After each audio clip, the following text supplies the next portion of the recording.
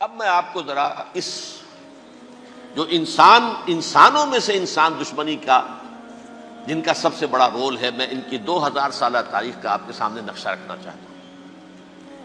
ان 1400 سال کا تو میں نے صرف 4 آپ کو پوائنٹس بتائے۔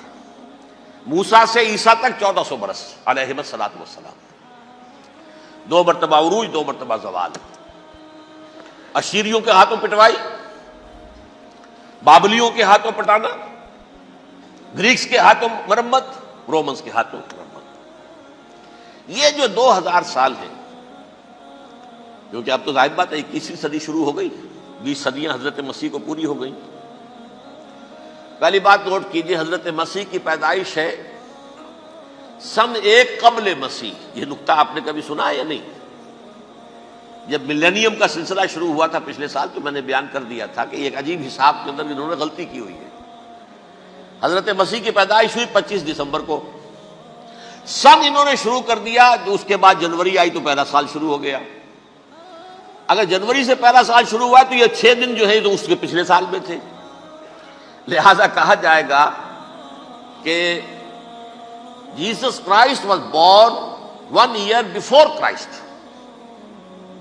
BC۔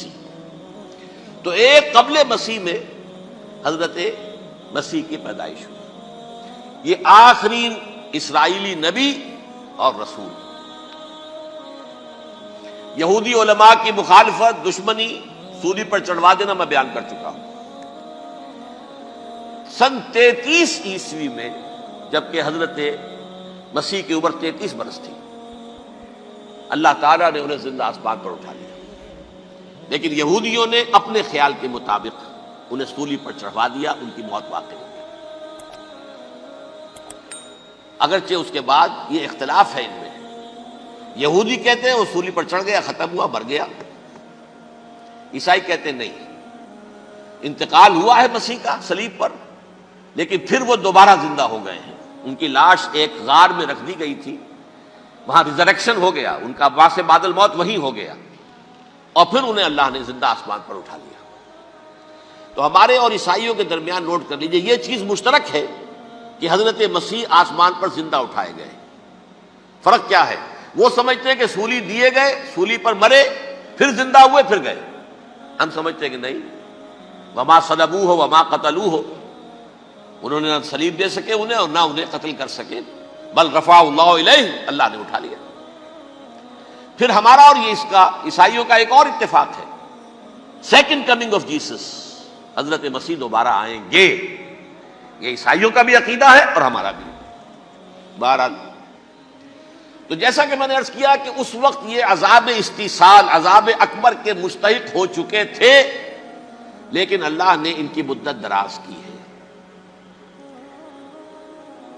لیکن ان پر دنیاوی عذاب کا ایک کوڑا جو ہے اللہ تعالی کی طرف سے اسی وقت برسا، دنیاوی عذاب دنیا میں رہتے ہوئے، ختم نہیں کیا۔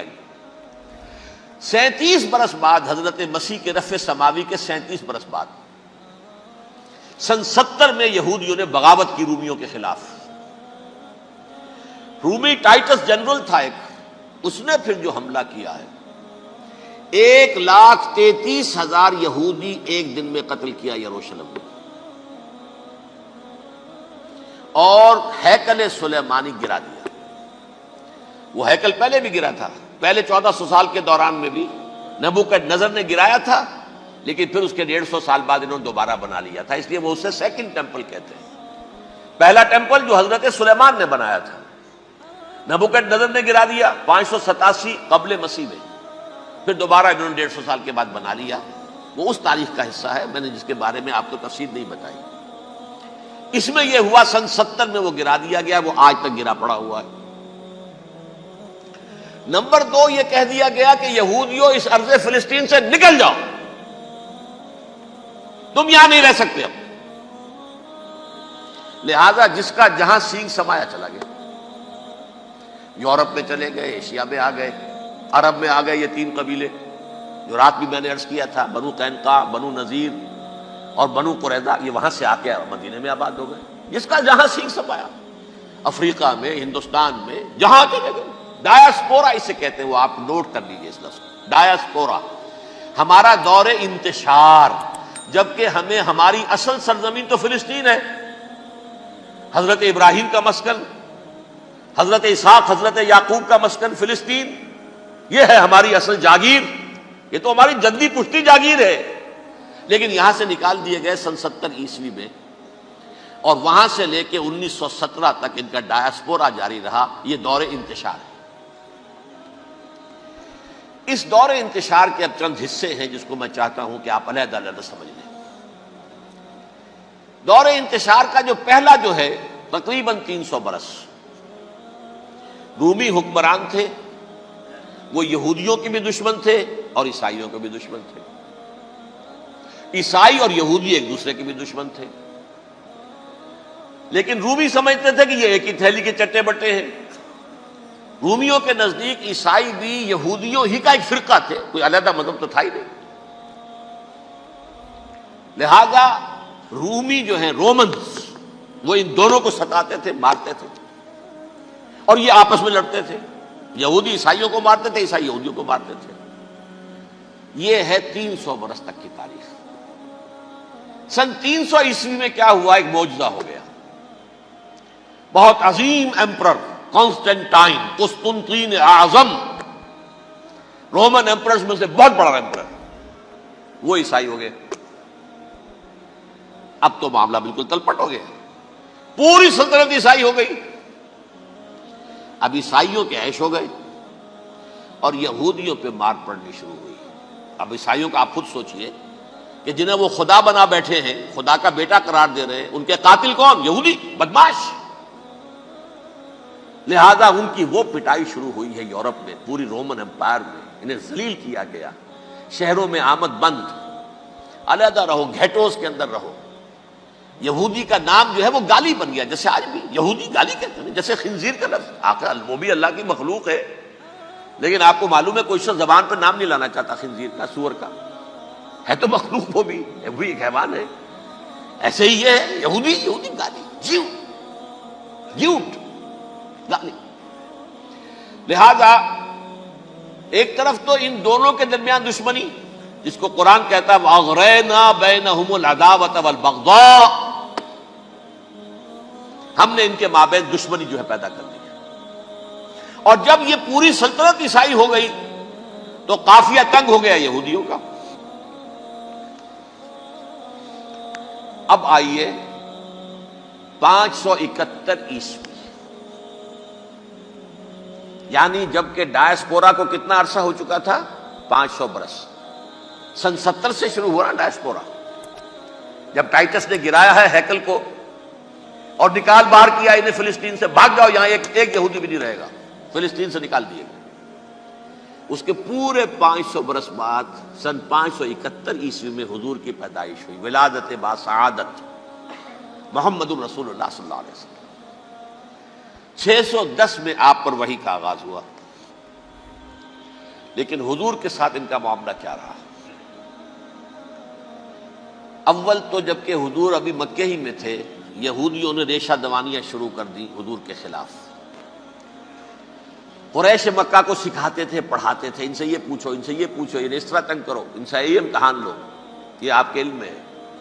سورہ بنی اسرائیل میں، سورہ کہف میں وہ سوالات، جو امتحانی سوالات آئے تھے، ذوالقرنین کون تھا، اصحاب کہف کون تھے، تم رسول بنے پھرتے ہو تو بتاؤ، اور یہ روح کی حقیقت کیا بتاؤ۔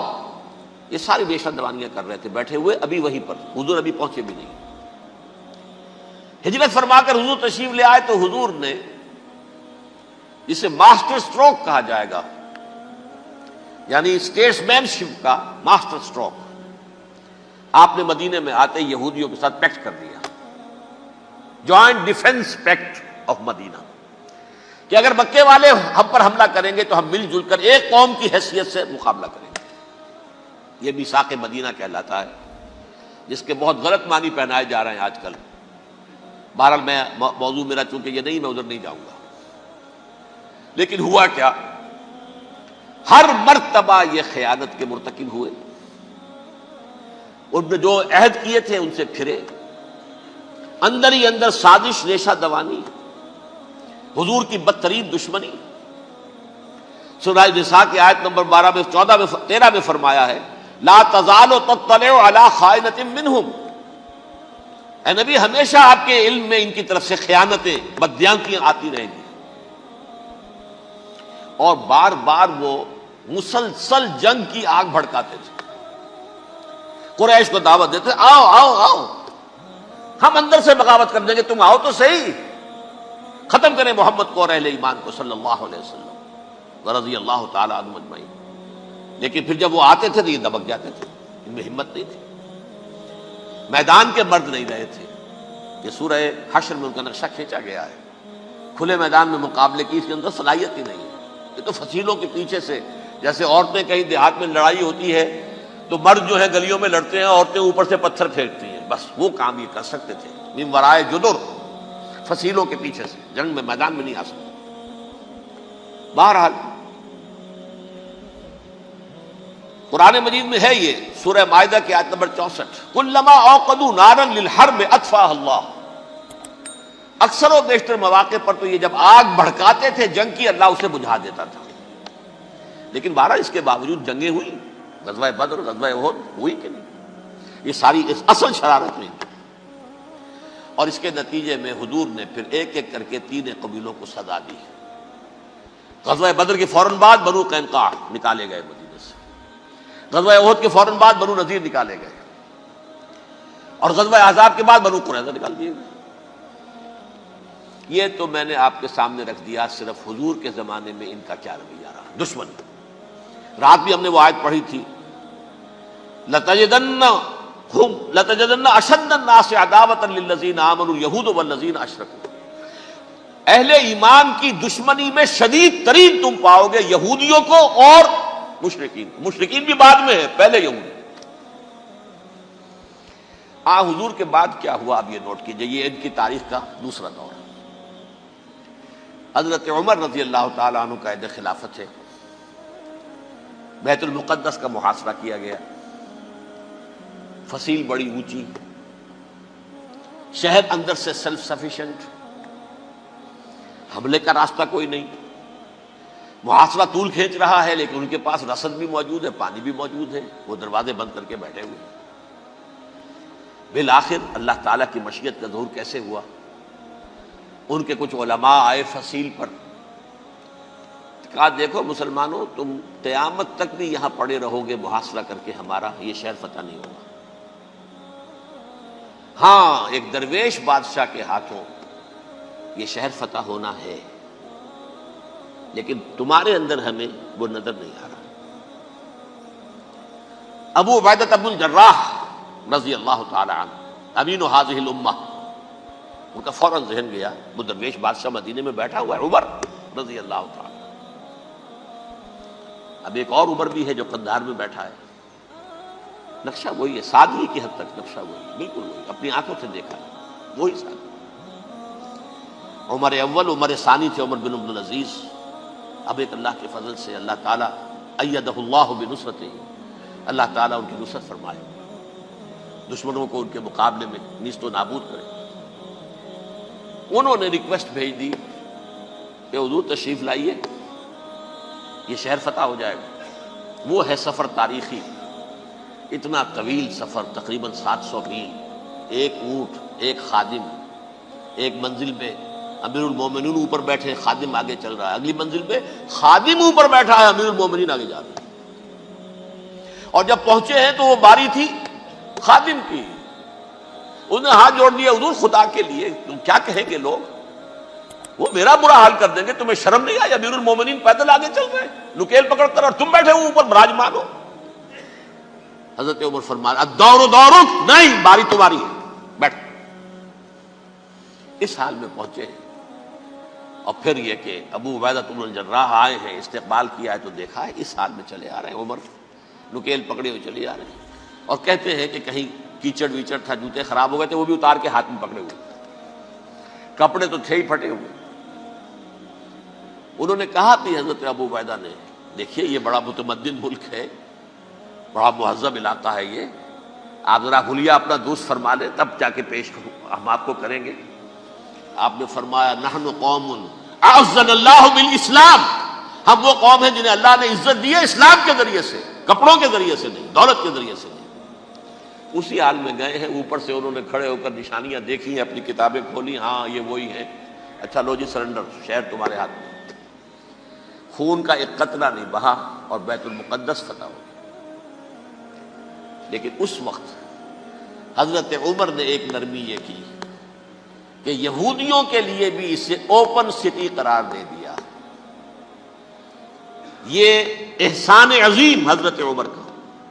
اس سے پہلے یہودی آ ہی نہیں سکتا تھا، داخل ہی نہیں ہو سکتا تھا، وہاں وہ آ کر وزٹ نہیں کر سکتا تھا، زیارت نہیں کر سکتا تھا اپنے مقدس مقامات کی۔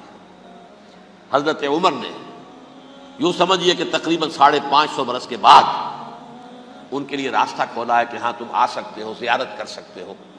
لیکن یہ عیسائیوں نے لکھوایا معاہدے کے اندر، انہیں یہاں آپ آباد ہونے کی اجازت نہیں دیں گے، لیکن کم وزٹ دی پلیسز، دیکھیں زیارتیں کریں اور جائیں۔ یہ معاہدہ حضرت عمر کا ہے رضی اللہ تعالی، جو پھر خلافت راشدہ کے بعد بنو امیہ نے بھی اس کو آنر کیا، بنو عباس نے کیا۔ پھر جو ہمارے یہ ترکوں میں اندر خلافت آئی تو ترک خلفاء نے بھی اس معاہدے کی پوری پابندی کی۔ فلسطین میں آ سکتے ہیں یہودی صرف زائرین کی حیثیت سے، وہاں آباد نہیں ہو سکتے۔ اب آئیے اگلا دور آیا حضرت عثمان کا دور خلافت۔ یہ ہے وہ وقت کہ اب یہود نے امت مسلمہ کی پیٹھ میں چھرا ٹھوکا۔ وہ کیسے؟ ایک یہودی عبداللہ ابن سبا اسلام کا لبادہ اوڑھ کر آ گیا، معاشرے کا جائزہ لے لیا، ان میں بنو ہاشم اور بنو امیہ میں جو پرانی کشاکش تھی اس کے کچھ نہ کچھ جراثیم باقی ہیں، اگر ان کو ذرا بھڑکا دے تو مسلمانوں میں انتشار پیدا ہو جائے۔ کہا یہ عثمان کون ہے؟ یہ تو بنو امیہ میں سے ہے، یہ حق تو بنو ہاشم کا ہے، خلافت ان کے پاس ہونی چاہیے، محمد کے تو رشتہ دار وہ ہے صلی اللہ علیہ وسلم۔ عوام الناس کے اندر بات پھیلنی شروع ہوئی۔ پھر ایک بڑی سازش کے انداز میں حضرت عثمان کے خلاف پروپیگنڈا، حضرت عثمان کے جو عاملین تھے، گورنر تھے، ان کے خلاف پروپیگنڈا، اور ایسی ہوشیاری کرتے تھے کہ کوفے میں کوفے کے حاکم کے خلاف کچھ نہیں کہنا، اجی مصر میں یہ ہو رہا ہے، اجی شام میں یہ ہو رہا ہے، اجی یہ جو عثمان ہے وہ یہ کر رہا ہے، یہ ظلم ہو رہا ہے، یہ لوٹ مار ہو رہی ہے، یہ خیانتیں ہو رہی ہیں۔ اب نہ تو اس زمانے میں مینز آف کمیونیکیشن، کیسے تصدیق کریں؟ افواہیں تو آپ آج کراچی کے اندر شروع ہو جائے تو پتہ نہیں چل سکتا کسی کو کہ کیا اس میں صداقت ہے کیا جھوٹ ہے، اور بری بات جو ہے فطرت انسانی کی کمزوری ہے وہ فوراً قبول کرتا ہے، کسی کے بارے میں اچھی بات ماننے کو تیار نہیں ہوتا لیکن بری بات تو فوراً تیار۔ بہرحال یہ فتنہ انہوں نے اٹھایا، حضرت علی کی الوہیت کا فتنہ اٹھایا، حضرت عثمان کے خلاف الفتنۃ الکبریٰ برپا کیا، حضرت عثمان شہید ہوئے۔ اس کے بعد 5 برس تک مسلمان ایک دوسرے کی گردنیں کاٹتے رہے، باہمی خانہ جنگی ہوئی، امت کو وہ زخم لگایا ہے جو آج تک جس سے خون رس رہا ہے۔ یہ شیعان عثمان اور شیعان علی تھے جو بعد میں پھر سنی اور شیعہ ہو اور آج تک ہے۔ فتنہ کس نے جگایا؟ ایک عبداللہ ابن سبا یہودی اور اس کے کارندے، شیطان کا ایجنٹ، اور انسانوں میں سے بھی اس کے جو بھی حواریین تھے اور شیطانوں کے اندر سے بھی تھے، انہوں نے بھی اس آگ کو بھڑکایا۔ یہ آپ سوچ لیجئے کہ یہ کس نے وہ زخم لگایا؟ یہودی۔ اگلا دور آیا، خلافت راشدہ ختم ہوئی، بنو امیہ کا بھی دور کافی گزر گیا۔ طارق ابن زیاد 712 عیسوی میں حملہ کرتے ہیں اسپین پر۔ اسپین اس وقت عیسائیت کا بہت بڑا گڑھ، بڑے کٹر ترین عیسائی جو ہے وہ اسپین میں تھے، لہذا یہودیوں کی وہاں بہت پٹائی ہوتی تھی، یہ میں بتا چکا ہوں، دشمنی تھی ان کی تو چلی آ رہی تھی عیسائیوں کے ہاتھوں یہودیوں کی، وہ تو سن 300 عیسوی سے ایمپرر کانسٹنٹائن کے بعد سے شروع ہو گئی تھی۔ اس حوالے سے یہودیوں نے اس وقت چالاکی یہ برتی، کچھ راستے واسطے بتائے، کچھ مدد کی طارق ابن زیاد کی۔ طارق ابن زیاد نے انہیں اپنا محسن سمجھا، ہسپانیہ فتح ہو گیا تو یہودی چونکہ محسنین کی فہرست میں آ چکے تھے، انہیں بہت اقتدار نصیب ہوا، بڑی سپورٹ مسلمانوں نے دی۔ ان کے بڑے بڑے علماء جو ہیں اسی دور کے اندر پیدا ہوئے، بڑے بڑے تھنکرز ان کے اسی دور میں پیدا ہوئے۔ بن گوریون جو کہ ایک وزیر اعظم تھا اسرائیل کا، اس نے یہ لکھا ہے اپنی کتاب میں، Muslim Spain was the golden era of our diaspora. وہ ڈائسپورا جو 70 عیسوی سے شروع ہوا تھا اور 1917 عیسوی تک جاری رہا ہے، اس میں سے گولڈن ایرا ہمارا جو تھا وہ مسلم اسپین تھا. ہسپانیہ میں بیٹھ کر ہم نے عیش کیے. لیکن وہاں سے انہوں نے اور جو کچھ کیا، یہ تو داستان کے تو بہت سے گوشے ہیں، لیکن میں جس اسٹریٹ لائن میں چل رہا ہوں اس کے اعتبار سے ایک بات سمجھ لیجیے. وہاں بیٹھ کر انہوں نے اب عیسائیت کی پیٹھ میں چھرا گھونپا، پروٹیسٹنٹ مذہب پیدا کیا، تقسیم کر دیا. جیسے شیعہ سنی کی تقسیم، عبداللہ ابن سبا. رومن کیتھولک اور پروٹیسٹنٹ کی تقسیم، یہودی علماء. ہوتا کیا تھا، ہسپانیہ کی یونیورسٹیاں ہیں، کارڈووا میں ہے، ٹولیڈو میں ہے، گریناڈا میں ہے، غرناطہ، قرطبہ، تولیتلا، اور وہاں آتے تھے لوگ. فرانس سے چلے آ رہے ہیں نوجوان پڑھنے کے لیے، جرمنی سے چلے آ رہے ہیں، اٹلی سے چلے آ رہے ہیں. 3 ہی ملک قریب ترین پڑھتے ہیں سینٹرل جو یورپ کے ہیں. یہاں پر جو ہے وہ اسلام جو نور پھیلا رہا تھا اس سے بھی مستفیض ہوئے. جہالت کے جو ہے پردے ان کے وہ چھٹے. اس کے ساتھ ہی وہ یہودی وہاں ان کے اندر جو جراثیم داخل کر رہے تھے، وہ اس عیسائیت کے خلاف بغاوت تھی جو اس وقت دنیا میں عیسائیت اس وقت تھی. پوپ کا راج تھا دنیا میں اس وقت. یورپ میں جو عیسائیت تھی اس میں ایک طرف بادشاہ تھے، لیکن بادشاہوں کی حیثیت وہاں پر یوں سمجھ لیجئے کٹ پتلیوں کی تھی. اصل قوت پوپ کے ہاتھ میں تھی. اور پوپ کو انہوں نے جیسے قرآن نے کہا اتخذوا احبارهم ورهبانهم اربابا من دون اللہ، چونکہ سینٹ پال نے شریعت موسوی ساقط کر دی تھی تو اب شریعت تھی ہی نہیں. پوپ کو اختیار تھا جس چیز کو چاہے حلال قرار دے دے، جس چیز کو چاہے حرام قرار دے دے. اتخذوا احبارهم ورهبانهم اربابا من دون اللہ. انہوں نے کہا صاحب یہ پوپ کس بلا کا نام ہے، یہ بھی انسان ہے. بات تو ٹھیک تھی نا، اصل حیثیت تو کتاب کی ہونی چاہیے، ڈیوائن بک، دی ریویلڈ اسکرپچر. لہذا یہ کتاب ہر شخص پڑھ سکتا ہے. کوئی پوپ کے باپ کو جو ہے کوئی اس کے لیے پروپرائٹری رائٹس تو نہیں ہے کہ صرف پوپ پڑھ سکتا ہے یا پادری پڑھ سکتے ہیں. ہم بھی پڑھ سکتے ہیں، ہم بھی سمجھ سکتے ہیں. یہ باتیں تھی کہ جن کو بڑھا چڑھا کر بیان کر کے اور پوپ کا اقتدار ختم کرا دیا اور توجہ مرکوز کر دی بائبل کی طرف. اب بائبل میں بڑا حصہ تو اولڈ ٹیسٹامنٹ کا ہے. نتیجہ کیا ہوا، یہود کی عظمت پروٹیسٹنٹس کے نزدیک مسلم ہو گئی. اصل قوم تو یہ ہے. وہ دشمنی بدلی کہ نہیں بدلی؟ موسیٰ کے امتی یہ ہے، تورات موسیٰ کو دی گئی، ابراہیم کی نسل یہ ہے. لہذا وہ جو دشمنی تھی، جو عداوت تھی کہ ہمارے خدا کو سوری چڑھانے والے ہیں یہ بدماش، اس کا ازالہ ہوا. اس پروٹیسٹنٹ مذہب کے نتیجے میں یہ میں اب آپ کو بتاتا ہوں کہ ایک نتیجہ وہ نکلا ہے جسے برٹرنڈ رسل نے بیان کیا ہے. اس کی کتاب ہے ان پریز آف آئیڈلنس، صفحہ 108.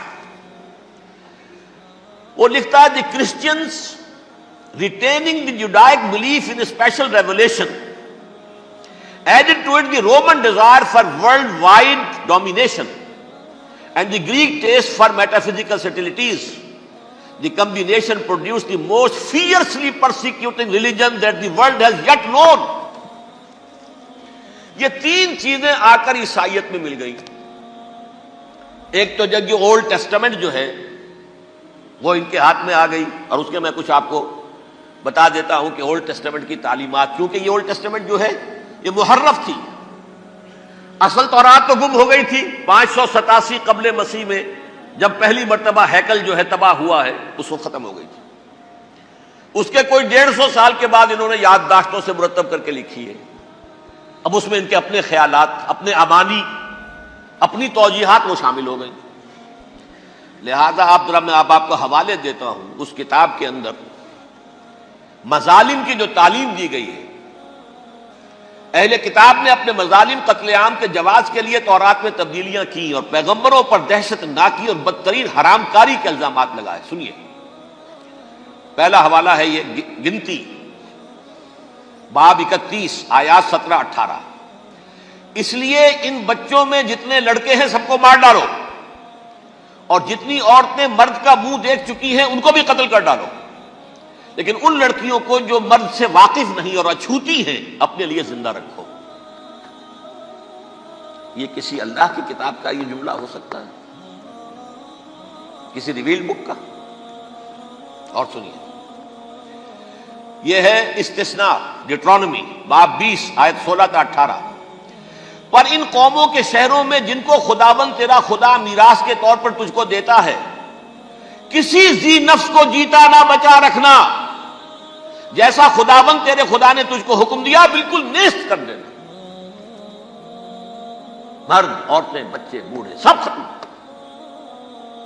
یہ کتاب مقدس ہے.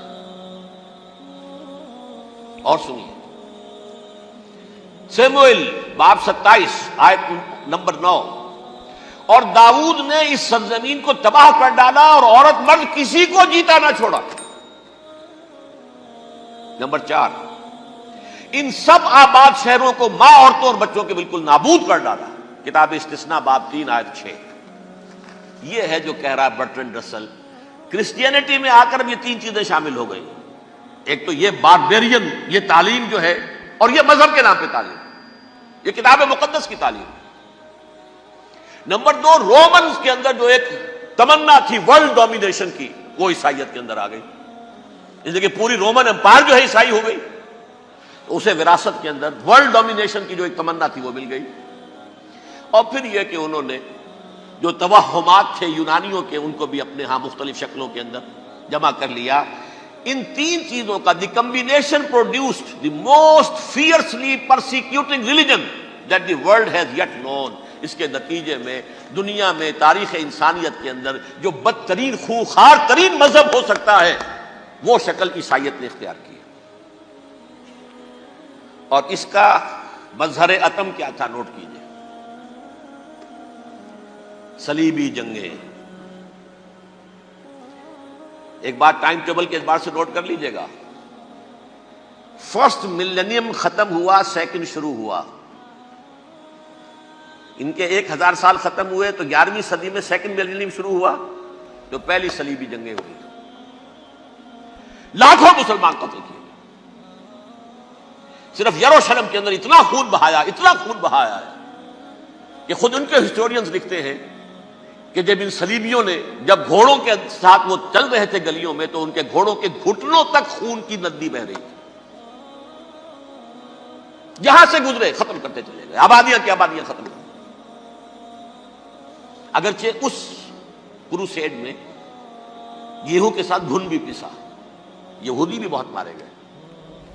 یہ فرانس سے، جرمنی سے جب یہ کروسیڈرز آ رہے تھے، 3000 میل کا سفر طے کر کے آئے تھے. سوچئے تو صحیح. اربن ثانی پوپ جو تھا، آگ لگا دی تھی اس نے پورے یورپ کے اندر. شرم سے ڈوب مرو، تمہارے مقدس علاقے مسلمانوں کے ہاتھ میں. انفیڈلز، یہ کافر، یہ مرتد، یہ ملحد. مسیح جہاں پیدا ہوا، مسیح کو جہاں سولی دی گئی، وہ کہاں ہے؟ ان کے ہاتھ میں. وہ آگ لگائی ہے، 3000 میل کا فاصلہ طے کر کے یہ دو قومیں آئی ہیں وہاں، اور جو تباہی مچائی ہے. تاریخ انسانی میں ایسی بربریت کی کوئی مثال. اور یہ ان کے اپنے ہسٹورینز لکھتے ہیں. شرم کے مارے ایسے محسوس ہوتا ہے جیسے ان کی گردنیں جھکی جا رہی ہوں.